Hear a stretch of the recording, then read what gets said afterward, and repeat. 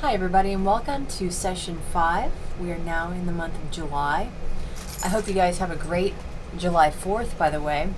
Don't expect you to come into class on that day, but the work will still be there waiting for you when you get done with July 4th. So hopefully you can choose something for your digital movie that's not too crazy. If we had all the time in the world, it'd be great to make, a film in the woods on the UWG campus with an original script and do all kinds of things like that. But really you want to make sure that you take on as much as you can chew, give yourself maybe up to 10 hours to do that digital movie. There's a lot of different options, and I do talk to you about those options in another spot, so I'll try not to say too much here. But I want you to do something that is sort of meaningful to you. My computer's freezing up. So the first option I do know is what I call the basic movie. That's for people that have never made a movie before, and what it allows you to do is to take a PowerPoint that you've already created, turn that PowerPoint into pictures, and then you can slide that into a movie making application like Movie Maker or iMovie.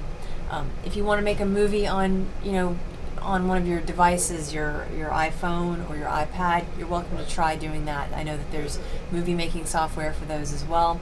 That will change the nature of your movie, perhaps. I've never made a movie on my tablet. Well, I've never made one where you have to pull in pictures and audio and do all that kind of stuff, but you can do that.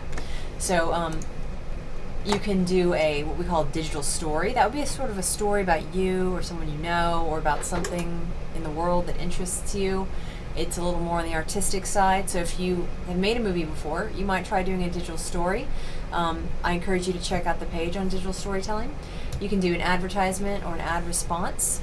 That's a shorter kind of movie, and that kind of pulls in the social studies and the English language arts kinds of skills of trying to argue, trying to persuade, and in some cases trying to hoodwink, because that's what advertising sometimes does.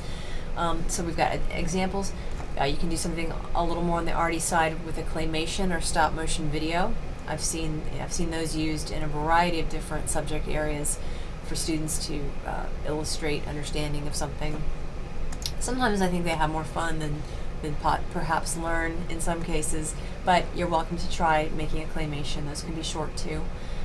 You can do an instructional computer-based video where you teach a concept, how to do something in a computer program, how to use a program like Wikispaces or something. Teach some kind of concept. Pretend like maybe you want to take your 4th graders in, you want to teach them how to use Edmodo. How do they post in the Edmodo site? Or teach their parents, how do you post in Edmodo, or check the class Edmodo site. This is just one example.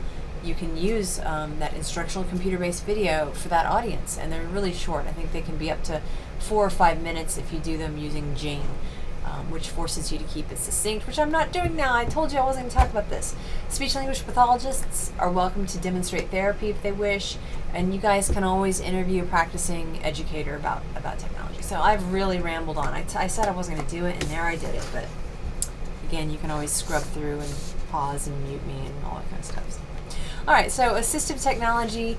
This used to be a longer assignment, but now it's simply a sort of a web quest, low-level knowledge gathering kind of exercise. I want you to think about people that you know that have special needs, or people that you've heard about, and then go watch some videos, read some resources, learn about assistive technologies, which are technologies that allow people to do things that many of us perhaps take for granted.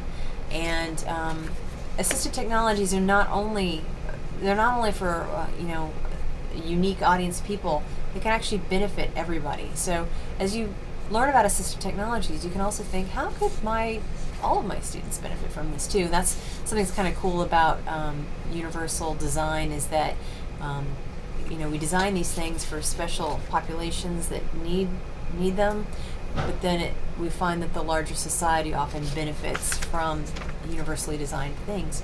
So enjoy that. It's just a quick knowledge gathering kind of reading and viewing kind of experience where you answer 20 questions in a Word document I've given you, and you just need to upload that well, you can put that on your wiki page and then, of course, drop that in the Dropbox. So that's session 5 in a nutshell. I hope you enjoy it. Happy 4th.